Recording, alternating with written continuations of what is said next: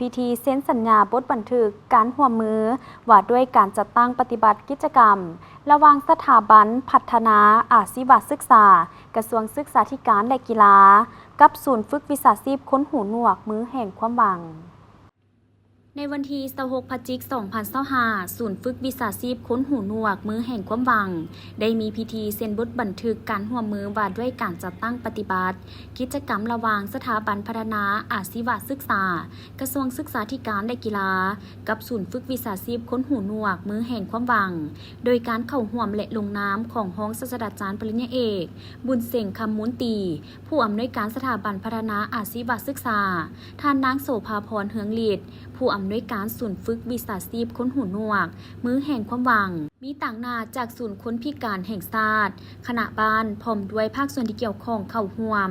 การเซ็นสัญญาบทบันทึกร่วมมือของสองฝ่ายในครั้งนี้ก็เพื่อเป็นการอำนวยความสะดวกในการพัวพันร่วมมือ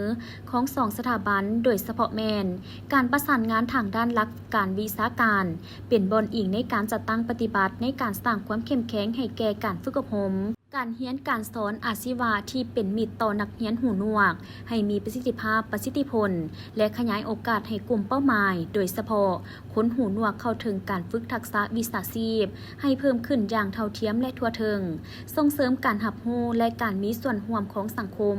ผ่านการจัดกิจกรรมประชาสัมพันธ์และการมีส่วนร่วมของชุมชนในการร่วมมือกันครั้งนี้ก็เพื่อให้บรรลุจุดประสงค์ทั้งสองฝ่ายได้ร่วมมือกันในการกำหนดขอบเขตการจัดตั้งปฏิบัติกิจกรรมคือพัฒนาหลักสูตรและสื่อการเรียนการสอนให้สอดคล้องกับมาตรฐานอาชีพเพื่อสนองให้แก่การจัดตั้งปฏิบัติหลักสูตรวิชาชีพคนหูหนวกก่อสร้างและฝึกอบรมครูเพื่อสนองให้แก่การจัดการเรียนการสอนสำหรับคนหูหนวกจัดฝึกอบรมวิชาชีพในแขนงการต่างๆที่เหมาะสมและตามความเรียกร้องต้องการแลกเปลี่ยนบทเรียนทางด้านวิชาการระหว่างครูอาจารย์นักศึกษาเกี่ยวกับการเรียนการสอนและนักวิชาการเพื่อฝึกอบรมบุคลากรทั้งวิชาเฉพาะและด้านวิชาครูเกี่ยวกับเวียกงานอาชีวศึกษา